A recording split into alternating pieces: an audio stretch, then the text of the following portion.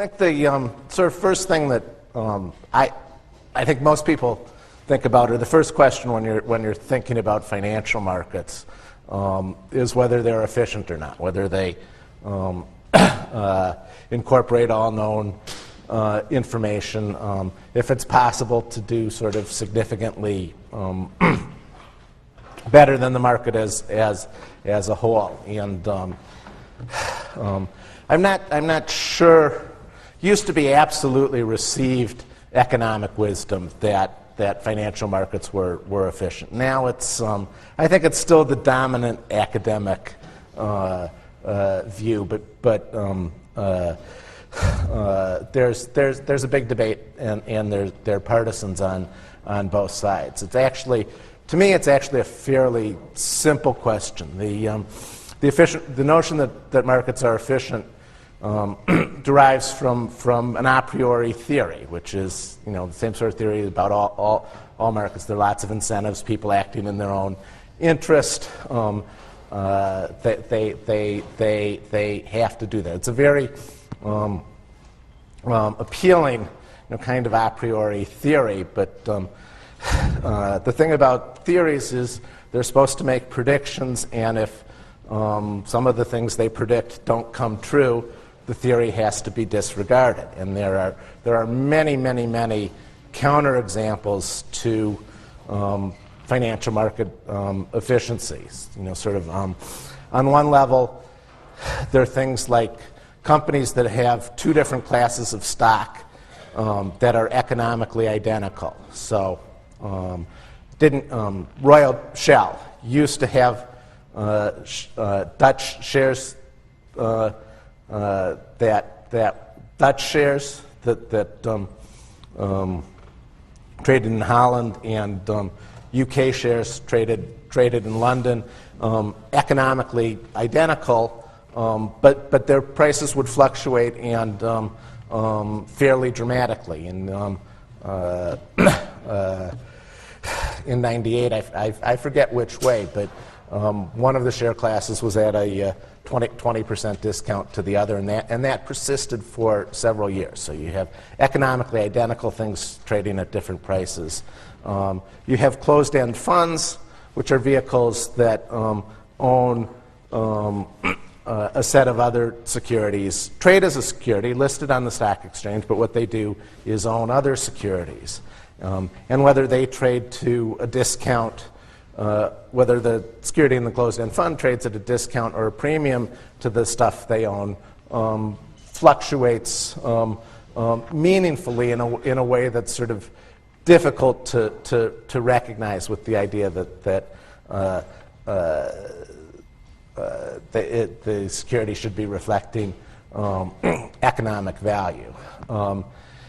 You have what are called stubs, where one public company owns a significant stake in another public company, and in instances where the one 3Com owned Palm, and the value of its Palm stake greatly exceeded the total value of the market capitalization of 3Com, and that persisted for a number of years. In general, less volatile stocks have done better over time than more volatile stocks, which is somewhat inconsistent with the notion of efficient markets. Lastly, there are a meaningful number of individuals and institutions whose sort of performance whose performance in portfolios is really inconsistent with the markets being efficient. It can't really be explained away by some of them can, but by luck or by inside information or by something. So while there's sort of a big academic debate, and then lastly, there are things like the internet bubble, or more recently the housing bubble, or not usually called this, but the lending bubble, or the subprime mess, or so forth. Lots and lots of security loans, securities that people bought at par that were worth about somewhere between 0 and 15 or 20 cents, and now trade there. So I don't believe that markets are efficient, and it doesn't really seem like it should be an open question. So the people that believe it have to die, and then nobody will believe it anymore. Not very many of them change their mind, though they come up with more convoluted explanations. Clever, convoluted explanations for the counterfactual, for the things that happen in reality that the theory doesn't predict. So markets aren't that efficient. On the other hand, sort of doing better than the markets is a non-trivial exercise, and it's not as easy as it might appear, or as some people think it's impossible, other people think it's really easy. It's actually not impossible, but hard, and there are a number of challenges. First, for individuals, I think the primary challenge is if an individual sticks to sort of areas where they might have an informational advantage, or at least don't have an informational disadvantage, they won't own a diversified portfolio of securities, because their informational advantage will be narrow. They also have sort of limited access to the gamut of products and so forth, and restricted assets and restricted access and restricted offerings. So that's a challenge for individuals. Institutions or sort of professional investors, all spend a lot of money on information, and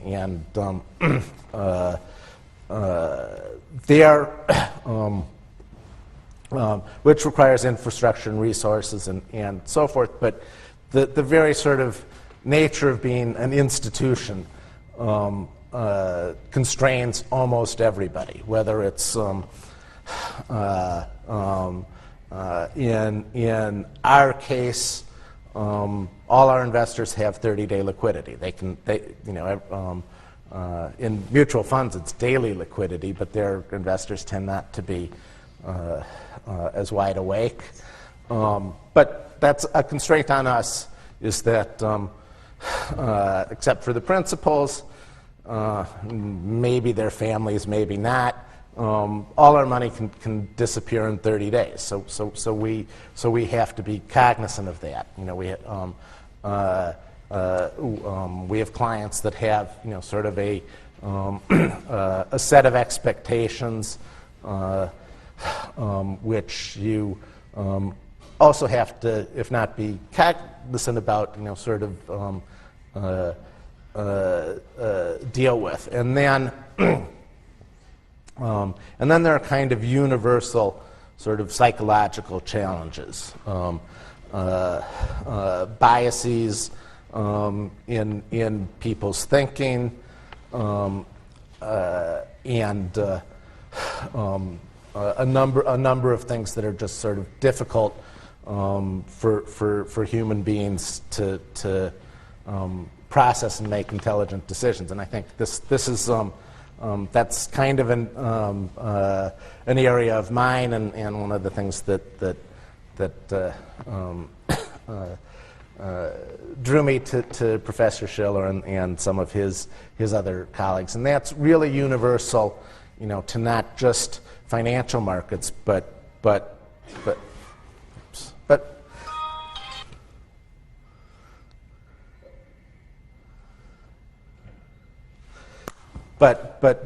to all decision making. And I think sort of particularly in the kinds of things that have a serious mix of randomness and skill. That's sort of the hardest thing for human beings to process, is something that's kind of an unknown mix of randomness and skill. People are, we can understand something that's fully random and work out the statistics and be comfortable with that. To some degree, things that are sort of completely cut and dry, fully determinative.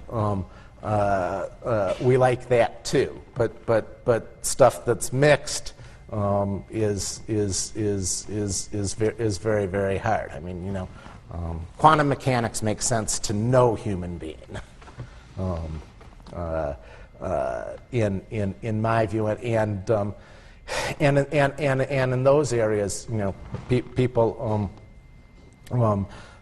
are inclined to do sort of strange things. I mean, one thing.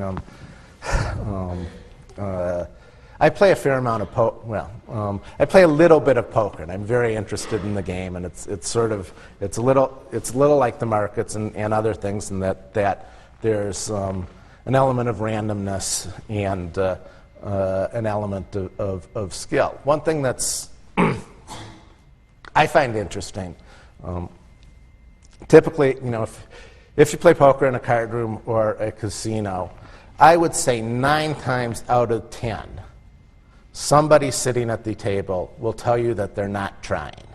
It almost always happens. They'll say, I usually play for more money, and it's hard to concentrate, or I'm just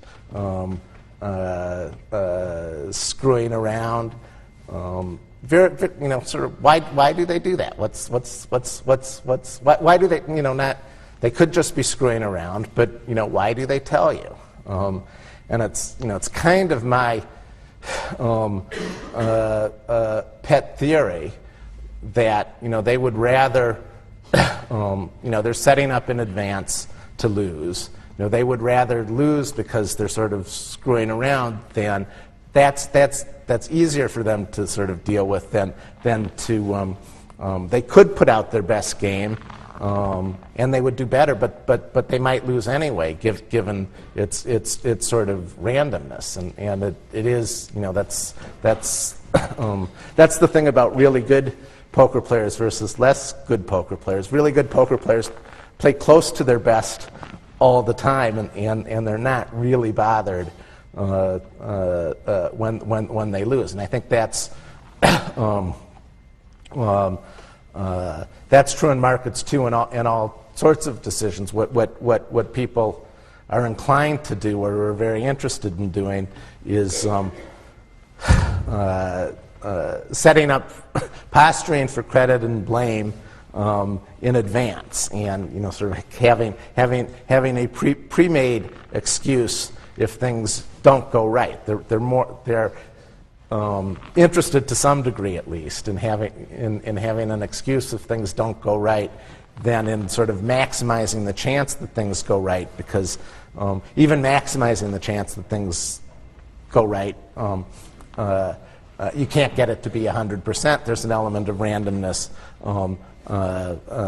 Bad things can happen. So it's really, really hard to just focus on getting things right and not winning the argument, setting yourself up before the fact so that you can win an argument after the fact that you didn't, you just got unlucky.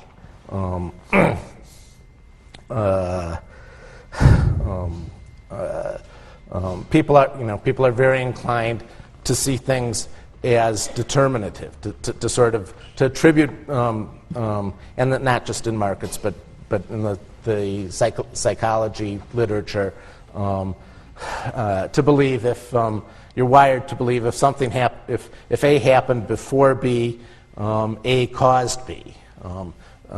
B has to be caused by something, and A happened first before it. So that's so they assign causality. They're also inclined to focus on sort of recency, sort of things they see,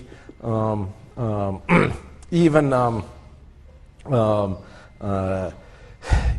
if they are irrelevant. For example, in the psychology literature, famous example is famous kind of test question is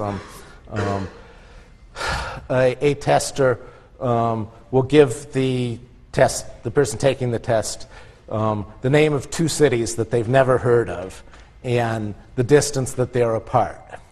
So two random cities, XYZ and ABC, are 4,200 miles apart.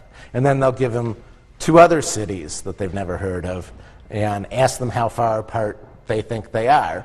And people anchor to the information they were given, even though there's kind of no causality or no sort of reason why it should make any difference. So if the reference cities, the first cities, are 4,200 miles apart, the answers for the next two will center around 4,200 miles.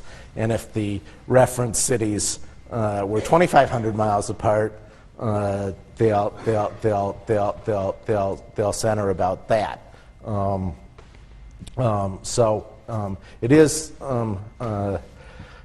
I think it's useful to sort of know all the hardwiring biases and that people have, and to try and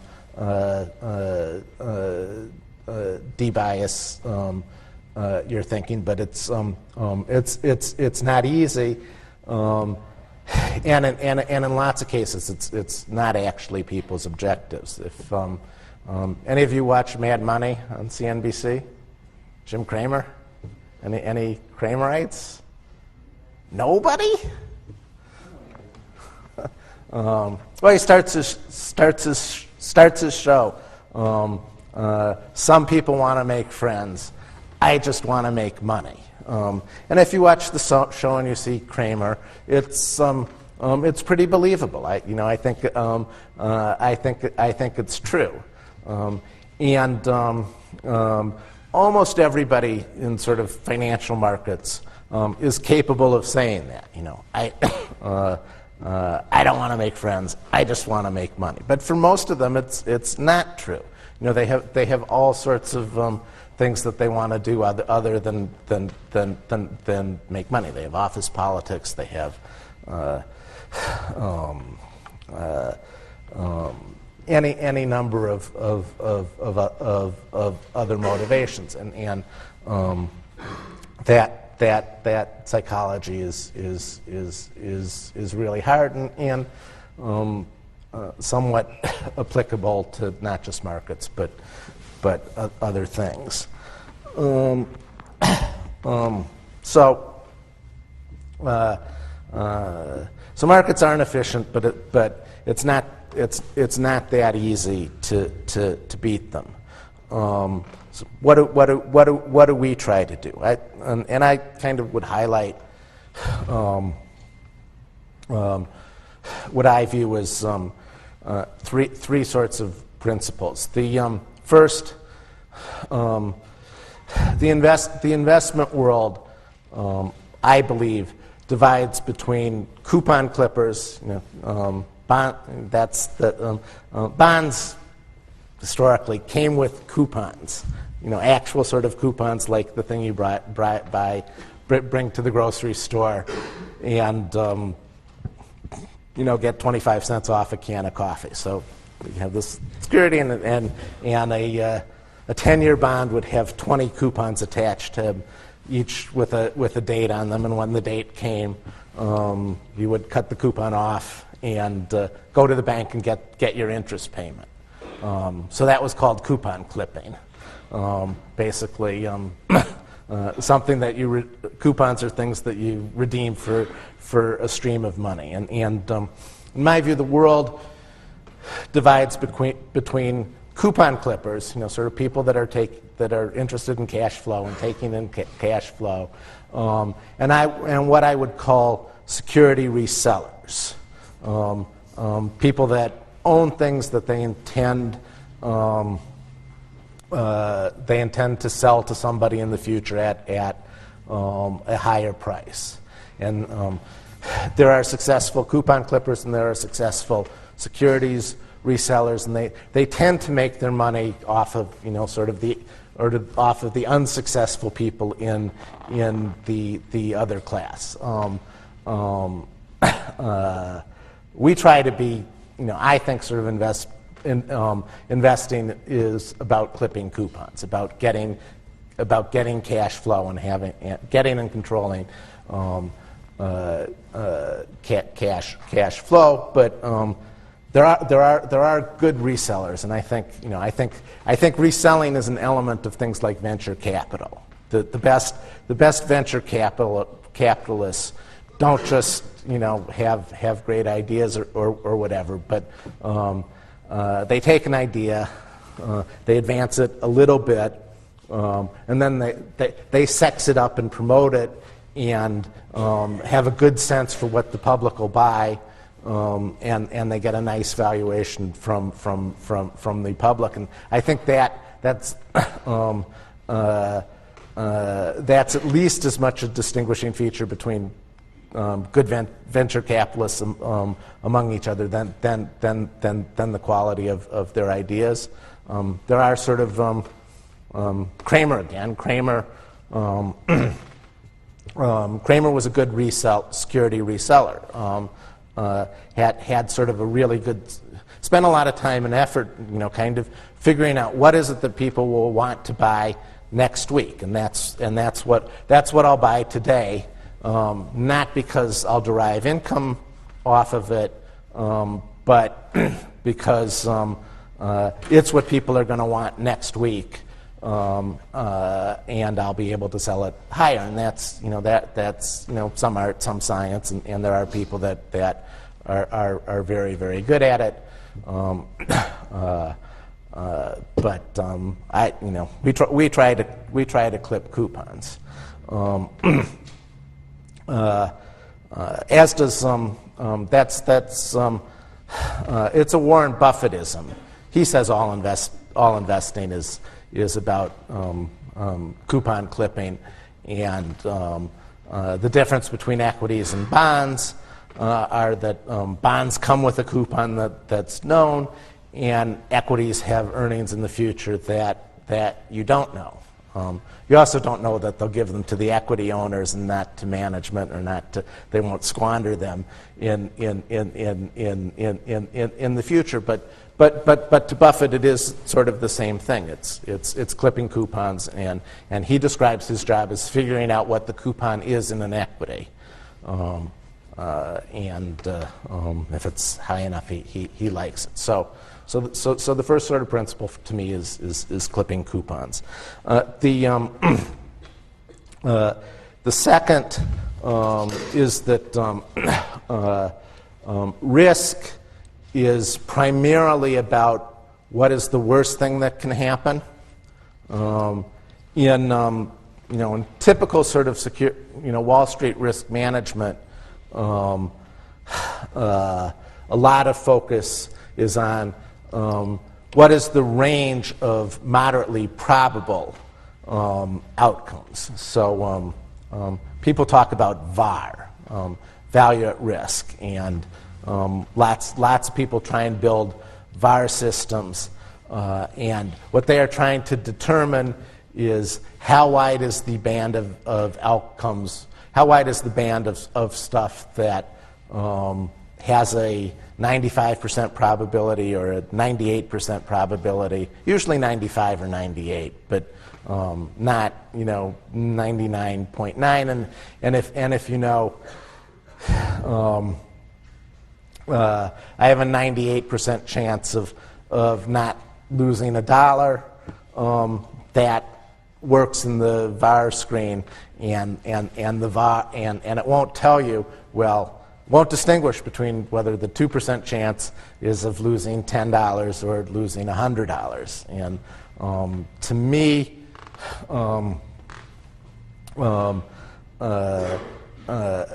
that's a fundamentally wrong approach, and it's actually done because it's the sort of thing that statisticians are good at, and to some degree, it's harder to imagine the worst thing than to statistically sort of figure out the middle band. And there's a famous saying: if you're good with a hammer, everything looks like a nail, and that's sort of what that's like. But the really important thing is what's the worst thing that can happen. And the last sort of principle, which is actually most at odds with sort of the academic community and even sort of the general perception, and that is that you don't get paid for taking risk, you get paid for eliminating risk. I actually believe in the history of the planet, there are very, very few instances of people getting paid for taking risk. They get paid for eliminating it. As an example, if you think about a tightrope walker in the circus, there's a conception that he gets paid because it's a risky job. He might fall down, kill himself. I think that conception is completely wrong. The lifetime earnings of a tight wire walker who falls down and kills himself aren't very good. And in fact, what he's getting paid for is that he practiced a whole lot when he was a little kid on a wire that if he fell off of, he wasn't going to get hurt. And that he's really getting paid for eliminating the risk of falling off via practice as opposed to taking it.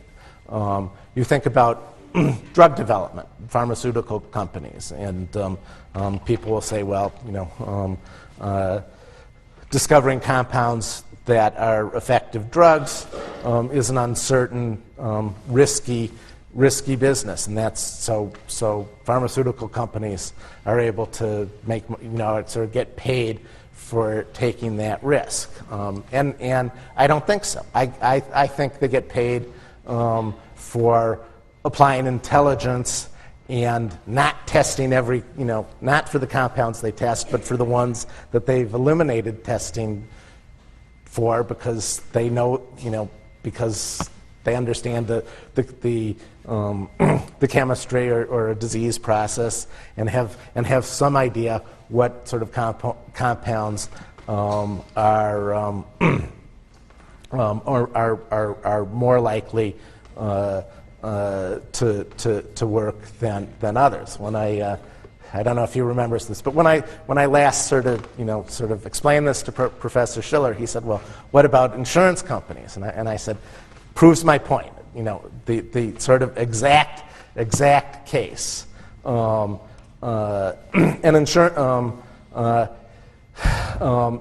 individual, has risk of certain bad things happening. If the insurance company has risk, it's because they've made a mistake. If they're sort of doing their job right, they're actually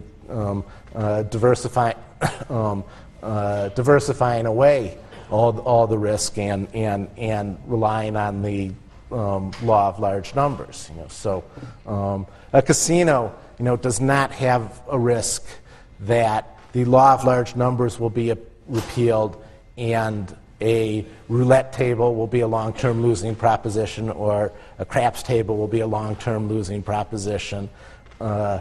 they have risk that their overhead won't cover it, or that they won't have. Their risk is that a steady stream of people won't come and be making a steady stream of bets at which each of them has a slightly negative expectation.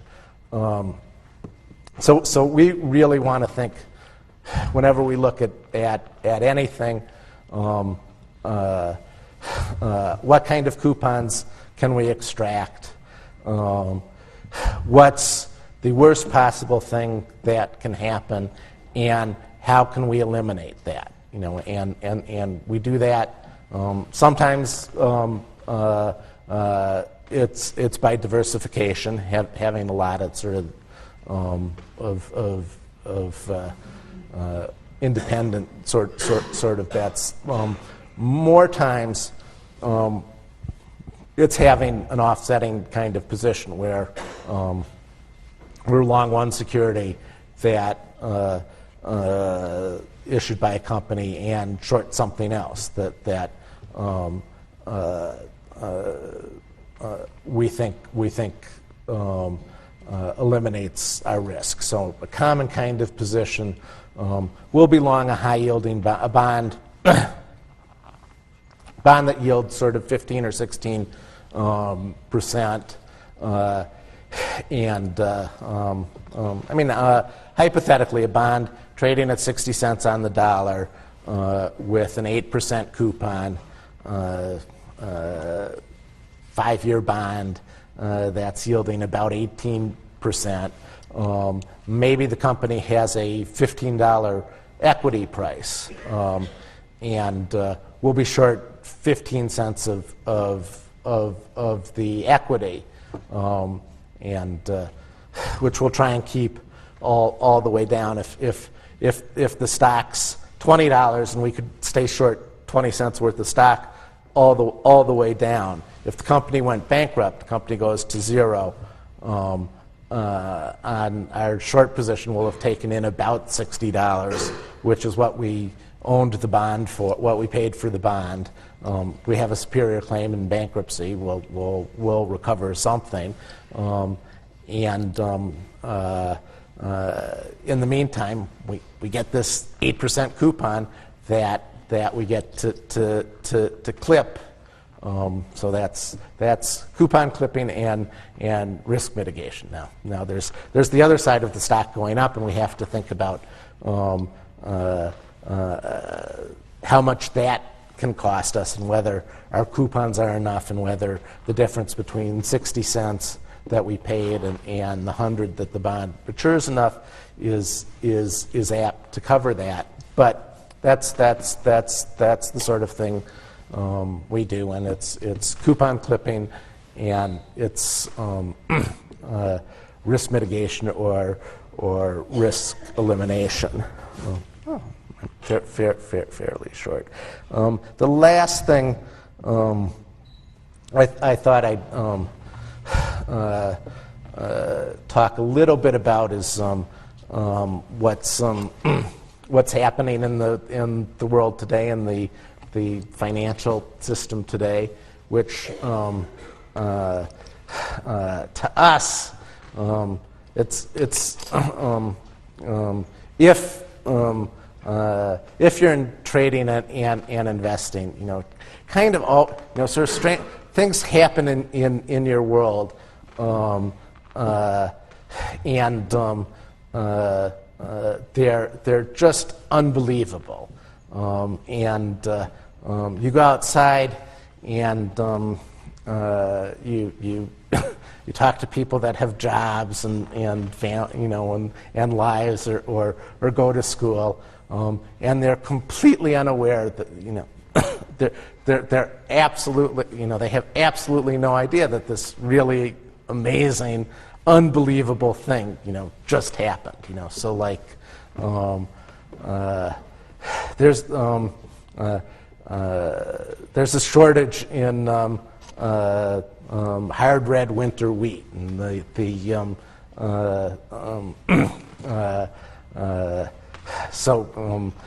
Minneapolis wheat has gone from kind of 10 to 24, now back to now to about 18 or 20. But in one day, it went from 20 to 24 and a half, a 22% move in Minneapolis wheat. And most of the people in the world, had no idea that had occurred, and it makes absolutely no difference to them. Well, one of the things that's sort of happening in the world that's sort of central to the people that look at it all the time, but of maybe less direct relevance to people that have everyday jobs, is that the banking, more so than, I've been at this for 30 years, and in those sort of 30 years, there have been lots of, sort of mini crises and violent moves up or down, dramatic squeezes or liquidations, but more so than any time in the past 30 years, the banking system is really closed. The big American banks are not functioning. Their doors are open and people come and go every day, but they're not really open for business. They're neither making loans nor selling the loans they have, and it's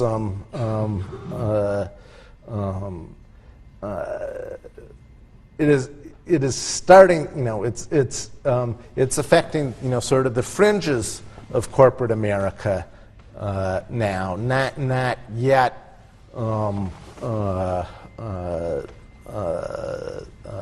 All of it, and it's what happened in Japan. I don't know, from 90 to, is it over in Japan? Maybe or maybe not. They usually just talk about it as the lost decade. Where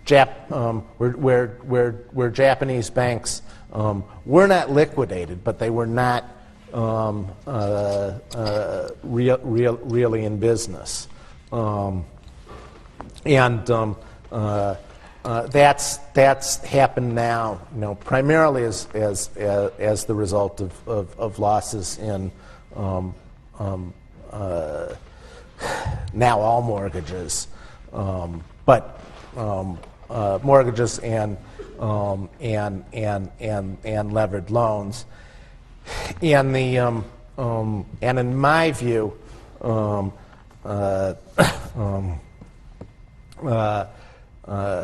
the Fed has dramatically cut interest rates. We started from 5% to 3%, but 3/4 of it, a quarter at a time, every Fed meeting, Fed meetings are generally about 6 weeks apart, but then 1 1/4 of it within a 2-week period, from 4 1/4 to 3, and they're talking about looks like they'll go from 3 to 2.5, whatever when's the next Fed meeting? Within a couple of weeks, and the markets are saying they're going to go all the way back to 1, which was the low for short-term rates. Purported, to some degree, they say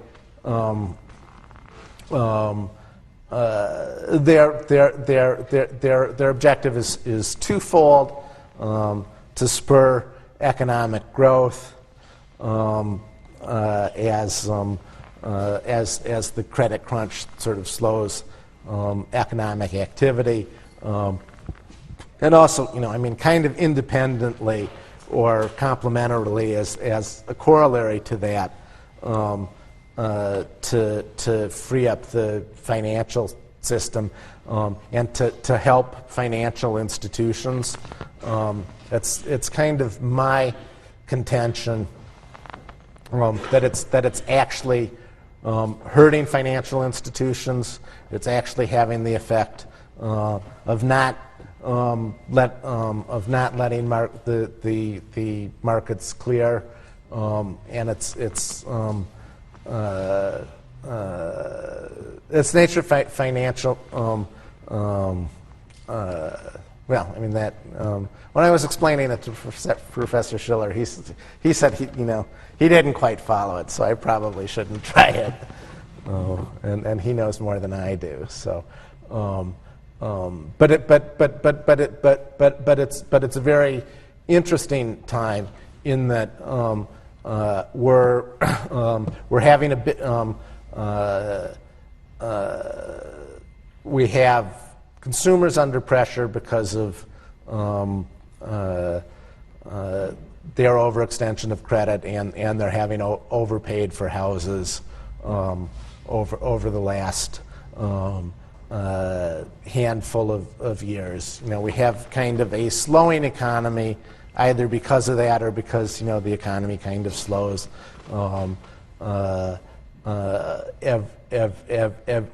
every once in a while. We have financial institutions under stress or duress, and unlike sort of the previous time, we have headline inflation of 4.3%. I think it's higher. I think lots of economists think it's lower, but it's quite. Headline inflation is higher than nominal interest nominal interest rates. We have a very weak currency. The dollar has gone from buying a little over €1 to buying 2/3 of a euro in a couple of years, and 130 yen to 100 yen, 1.5 Australian dollars to a little over 1, and the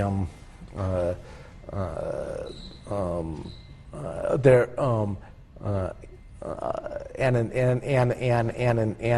in that scenario, there are more problems than policy tools. So anything, any policy action has downside, which makes it an interesting time. So about half the time. So questions?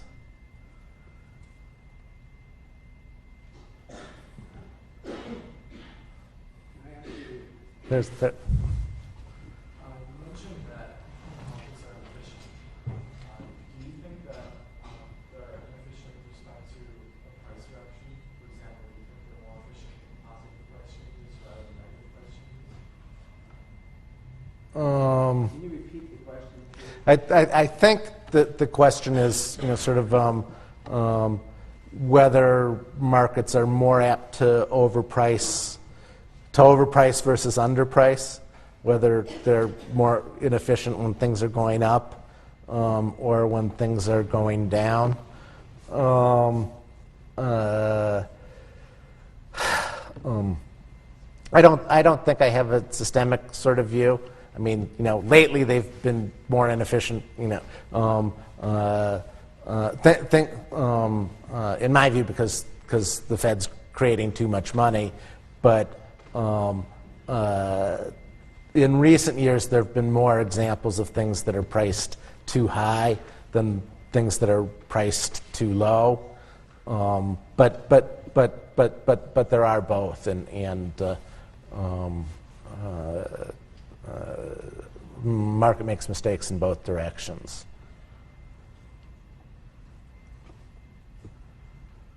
I have two questions. One, do you think an individual investor should listen to Kramer? And two, what do you think are the best ways for an individual investor to make the best return in the market these days?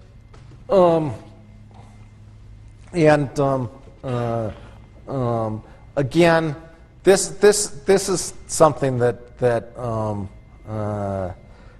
I think Ben Stein agrees with, but just about nobody else.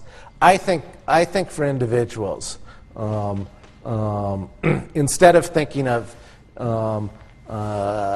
I want to have a portfolio. I should have a portfolio, and I should be invested all the time, and I should divide it up. Cash, stock, and bonds, depending upon how old I am.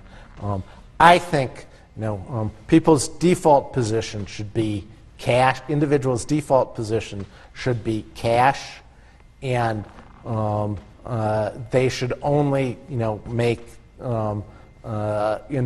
investments if there's really if they can see a really compelling case, and over the course of time,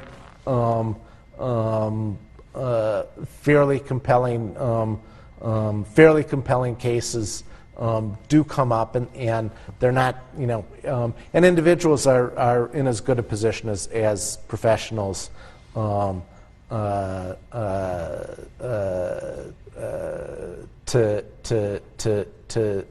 see that. So sometime in your lifetime,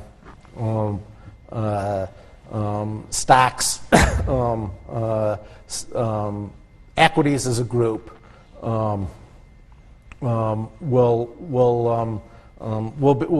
be cheap by sort of most of the standards that have worked in the past. So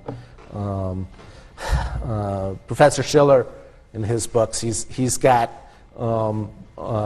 current multiple of trailing 10-year earnings.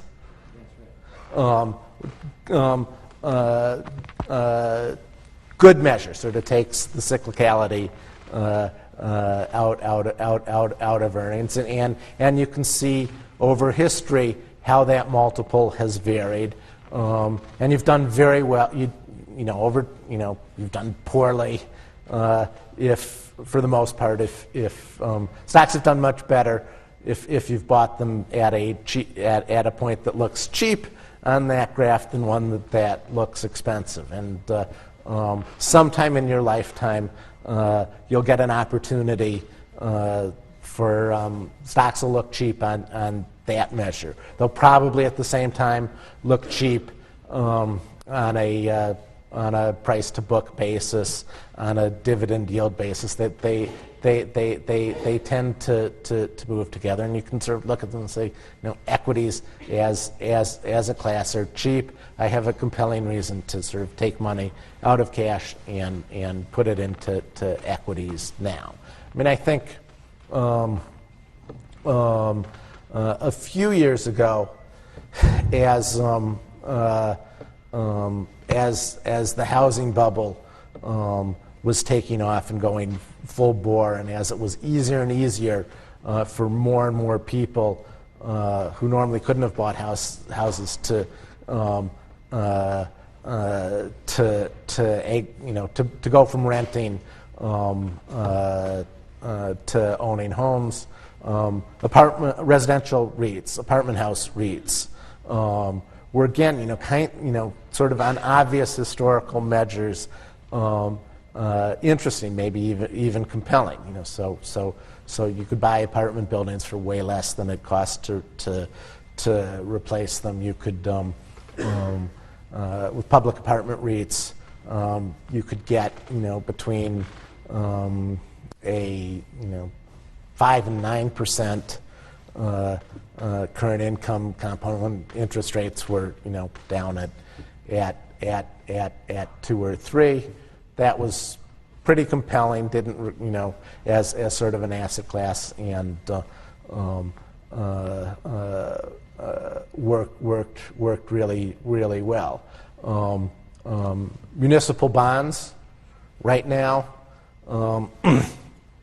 municipal bonds yield more than the equivalent treasuries, approximately 1.1, 1.2 times.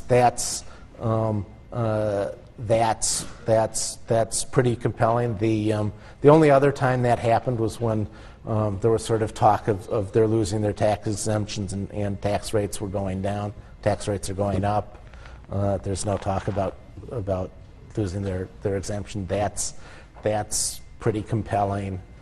Can I ask a follow-up?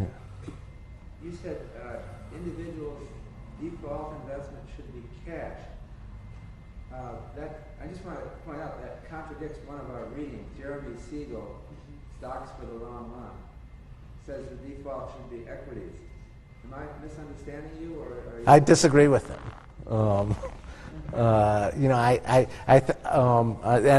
And Ben Stein, I think, is the only person who sort of agrees with me. He wrote a book, Yes, You Can Time the Market. I think, and he sort of basically says, only buy things when you have a good reason, sort of a really compelling reason to own them. I think, I don't know what he says about this, but I think most of the sort of equity, to me, the historic kind of case for equities is survivor bias. Is U.S.-centric, and it's survivor bias. Obviously, the U.S. went from a kind of average agrarian country to the industrial colossus of the world, and so obviously, or as a corollary to that, equities did really well. It's not, it's not.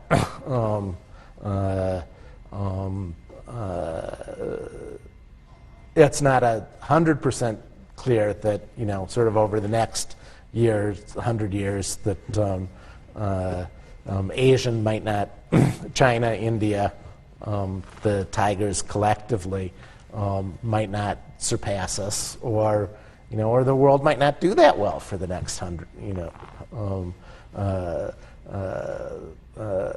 years, and the last 100 years in the U.S. don't really have that much predictive power.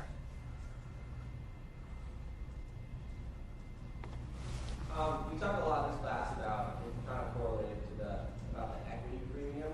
Can you talk a little bit about what you see as the advantages of bonds, why you focus so much on bonds and stay a little bit away from securities, and what advantage you think that gives you as an investor?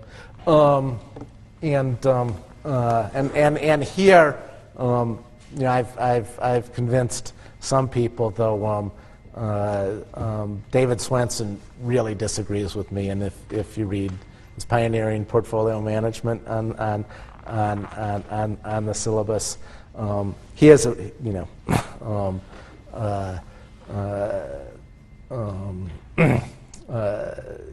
he really has a preference for equities. What I like about fixed income, I think fixed income is inherently more analyzable.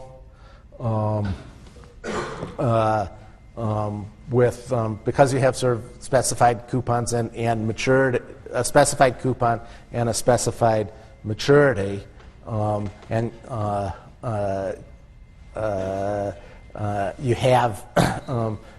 have a fixed income. Either they pay you, or they have to reorganize, and they either pay you interest they have to reorganize, and they pay you principal, or they have to reorganize, and it's inherently more analyzable. Stocks really have to be cheap because in general they don't pay out their earnings, and sometime in the future they're pretty apt to do something stupid, and they're you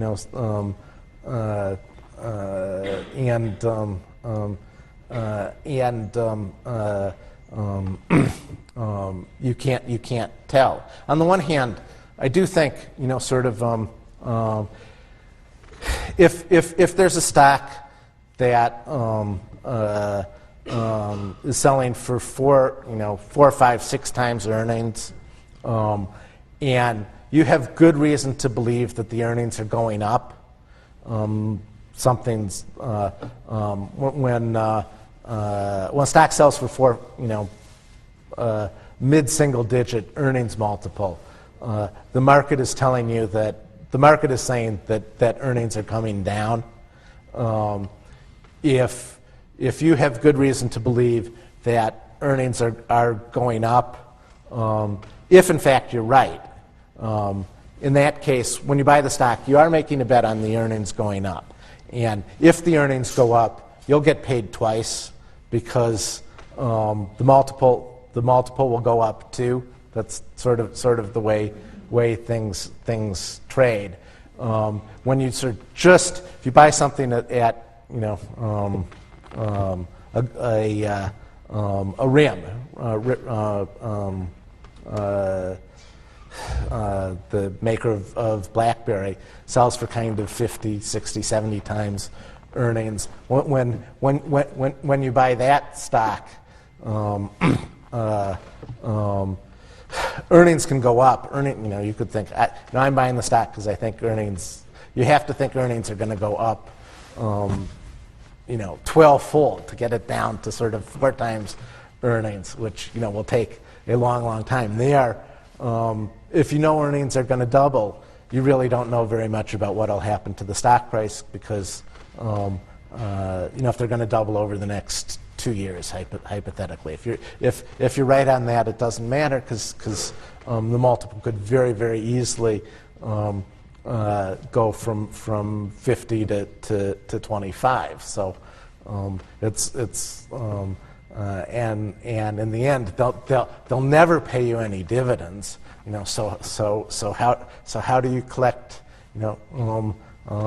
How do you ever collect a coupon? How do you ever get a hold of cash flow? So I just hate owning stocks.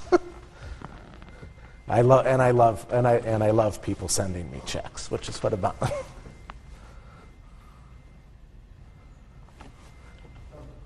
of the criticisms that I often read about in the news media concerning hedge fund managers is that in the industry they don't really provide a service that benefits society. In a sense,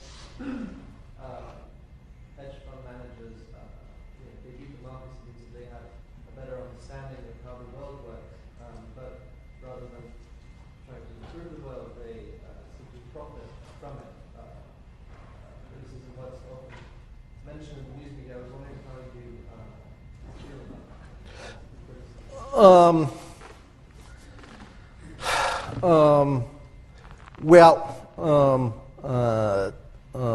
I think a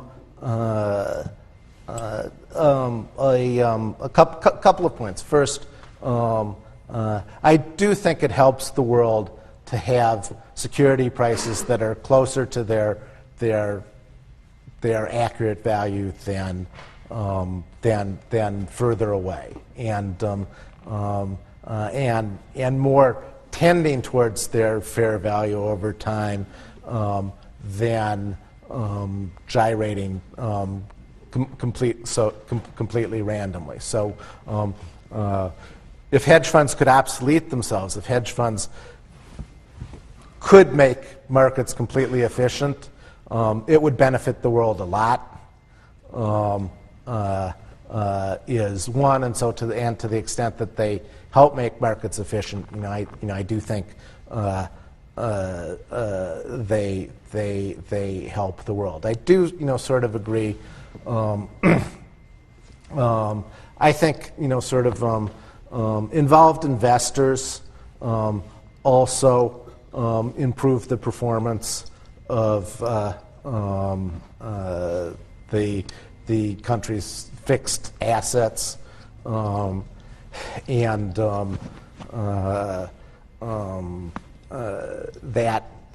that helps the world too. Hedge fund people aren't, and I think more and more that'll be a part of what hedge funds do. I mean, we gave it up, but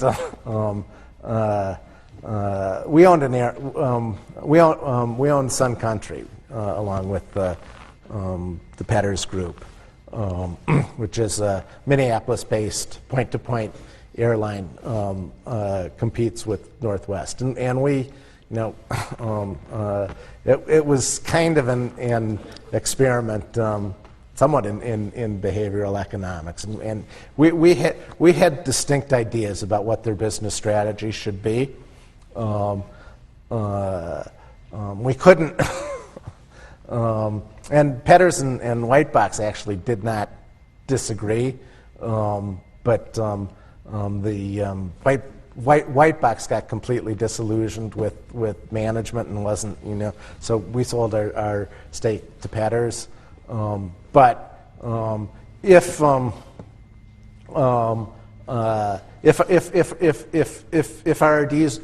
our ideas were good, it really would have benefited consumers in the Twin Cities, and I do sort of think that people who have sort of real money at stake are apt to,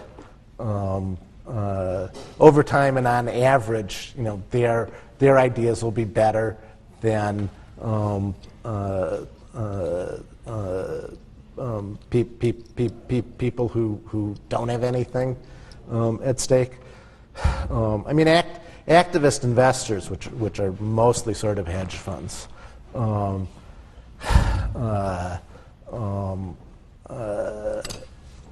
I think often either make management better via competition, or on balance their ideas are right, and they certainly challenge, force management to at least consider alternatives. Now, I think if I wrote in my last letter, I just read Paul Krugman's book, that the New York Times editorialist, the conscience of a liberal, and like a lot of hedge fund, I'm pretty free market, right wing conservative, but I think unlike hedge fund compensation is really a market result. It's the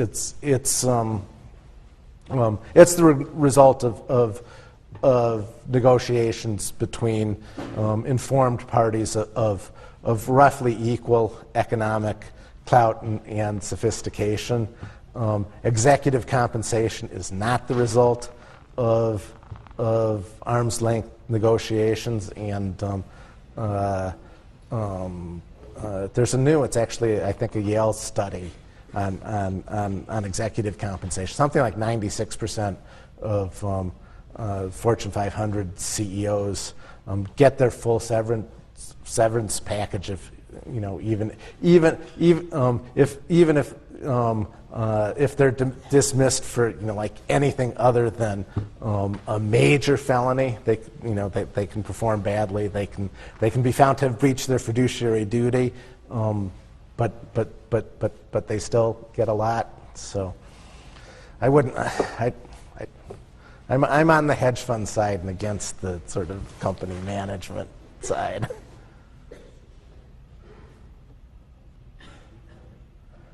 Could you tell a story? backdating of options? I started telling them in class.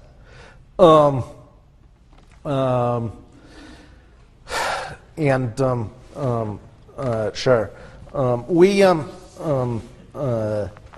somewhat sort of the history when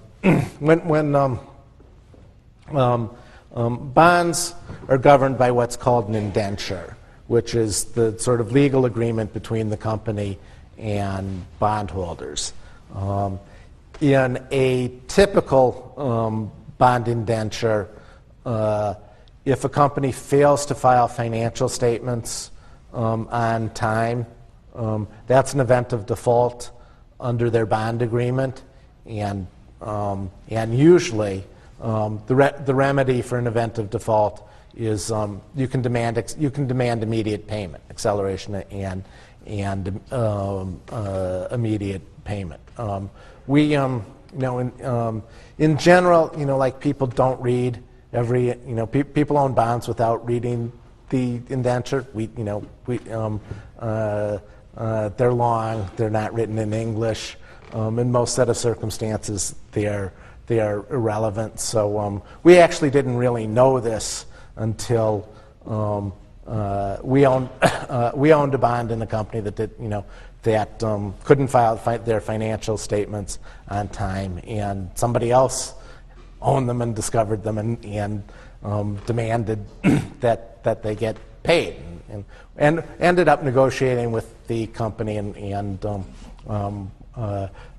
we got a kicker. So that was kind of our first experience, thing that made us aware that not filing financial statements was an event of default, and therefore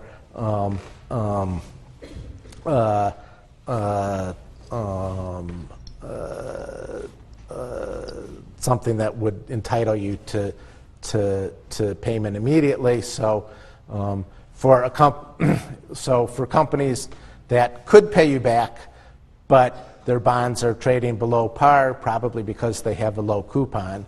So if bond was issued when interest rates were lower, they might have a 4% coupon when the prevailing rate is 6.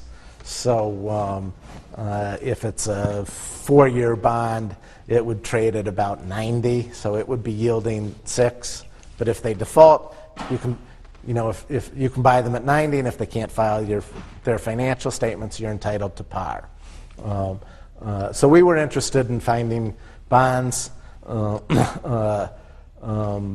trading below par where we thought there was a chance that companies would not file their financial statements on time. And it turned out at the time, one of the big causes of companies not filing financial statements on time was if they had backdated the stock options. They know what backdating is? If they had backdated their stock options, they'd have to restate their financials. They'd have to investigate. Takes time and so forth. They'd delay filing their financial statements. So we tried to identify companies that we thought had backdated their stock options. We bought a database. We cleaned it up, and we basically looked at their pattern of stock option issuance and tried to figure out the probability of it having been caused by chance. For companies that we thought had backdated stock options, that we could buy their bonds at what they would trade for without this potential event of default. That was kind of a riskless trade, because if they filed on time, we hadn't paid anything. If they were late, we had the prospect of getting par quickly. Later, in the very beginning, the sort of so the kind of history, there was the first trade where somebody else discovered that company couldn't file their financial statements because they had sort of bad record keeping or whatever. That one was not option related. So that first one was kind of happenstance. Kind of the next time, next couple of times, companies announced that they were apt to delay their financial statements. And the first few times, you could buy their bonds at the same price as before they'd announced that and potentially owed you par. But that did not, and here, in terms of sort of market efficiency, it didn't last forever, and after 3 or 4 times, companies would announce that they were going to delay their filings, and lo and behold, their bonds would go up because people had discovered that you might be entitled to par. So when it stopped working, like waiting, we tried to anticipate what companies might not be able to file and buy their bonds in advance. We gave the SEC our study and algorithm. They wouldn't tell us what their exactly who they were targeting and how. Though I got the sense that their approach was similar to ours, and they sort of seemed, even though they didn't say anything when we were talking to them, they seemed sort of pleased that when we did something, you could see when they were sort of pleased, and we took that to mean that was what they were doing, and they were sort of happy or thinking that got it right. As it happens,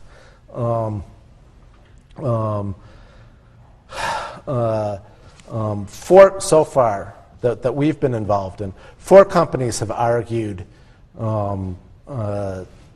in court that failure to file financial statements is not an event of default.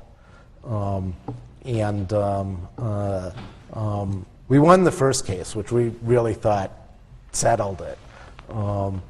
We've subsequently lost 2, and one is pending. The wording is slightly different in all the indentures, but in general, we've settled 8 or 9 cases. Companies sort of agreed, and we negotiated a settlement. In terms of whether hedge funds are an instrument of social good or not. In the litigation, companies argue that we're opportunists, and we went in and bought more bonds after they filed late, and we haven't been injured, and it's basically unfair that they should have to pay us par. I